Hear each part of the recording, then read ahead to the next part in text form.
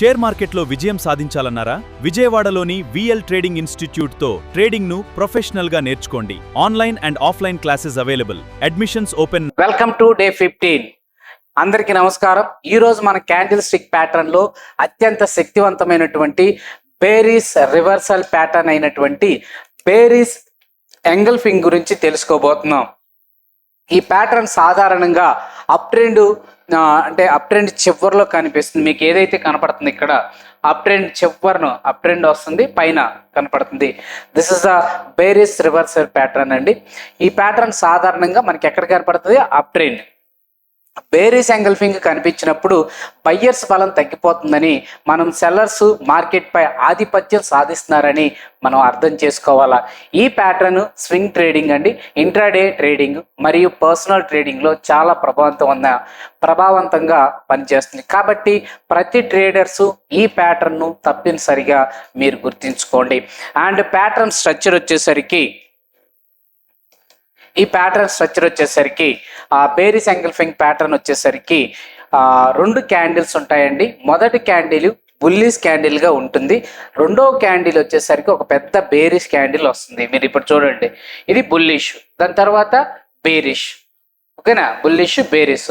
రెండో క్యాండిల్ పెద్దగా bearish candle గా ఉన్నప్పుడు పూర్తిగా కప్పాల. మొదటి బుల్లిష్ క్యాండిల్ యొక్క బాడీ పూర్తిగా కప్పేసినట్లయితే అది ఎంగల్ఫ్ అని చేస్తుంది అంటారు. అంటే సెల్లర్స్ బలం బయ్యర్స్ కంటే ఎక్కువగా ఉందని మనం అర్థం చేసుకోవాలా. రెండవ క్యాండిల్ ఎంత పెద్దగా ఉంటే ప్యాటర్న్ అంత బలంగా పరిగణించబడుతుంది. దీని యొక్క మార్కెట్ సైకాలజీ ఏంటంటే గుర్తుపెట్టుకోండి, మొదట బయ్యర్స్ మార్కెట్ను పైకి తీసుకెళ్తూ ఉంటారు. అందువల్ల మొదటి క్యాండిల్ బుల్లిష్గా ముగిస్తుంది, కానీ తర్వాత సెల్లర్స్ భారీగా మార్కెట్లోకి ప్రవేశిస్తారు. వారు బయ్యర్స్ను పూర్తిగా అధిగమించిన ధరను కిందకు లాగుతారు. దీంతో రెండవ బేరిష్ క్యాండిల్ మొదటి బుల్లిష్ క్యాండిల్ని పూర్తిగా కప్పేస్తుంది. ఇది మార్కెట్ సెంటిమెంట్ బయర్స్ నుండి సెల్లర్స్ వైపు మారుతుందని మనం సూచిస్తుంది. అందుకే బేరిస్ ఎంగల్ఫింగ్ ఒక స్ట్రాంగ్ బేరిస్ రివర్సల్ సిగ్నల్గా మనం పరిగణించవచ్చు. బేరిస్ ఎంగల్ఫింగ్ అనేది స్ట్రాంగ్ బేరిస్ రివర్సల్ ప్యాటర్న్గా మనం గుర్తించవచ్చు అండి. అండ్ దీనికి ట్రేడింగ్ సెటప్ ఎట్లా చేయాలి అంటే, బేరిస్ ఎంగల్ఫింగ్ కనిపించగానే మనం వెంటనే సెల్ ఎంట్రీ తీసుకోవద్దు. ప్యాటర్న్ కన్ఫర్మేషన్ కోసం వేచి ఉండాలా. బేరిస్ క్యాండిల్ లో బ్రేక్ అయినప్పుడు, బేరిస్ క్యాండిల్ ఇక్కడ ఏదైతే ఉన్నాయో ఈ బేరిస్ క్యాండిల్ కన్నా కింద లో క్యాండిల్ క్లోజ్ అయిందో అప్పుడు మాత్రమే మనం ఎంట్రీ తీసుకోవాలా, సెల్ ఎంట్రీ తీసుకోవాలా. స్టాప్ లాస్ ను ప్యాటర్న్ యొక్క హైయెస్ట్ పాయింట్ లేదా బేరిస్ గా క్యాండిల్ హై పైన కానీ ఉండాలా. స్టాప్ లాస్ ఎక్కడ పెట్టాలా? పైన ఏదైతే ఇక్కడ వచ్చానో దీని మీద స్టాప్ లాస్ పెట్టాలా.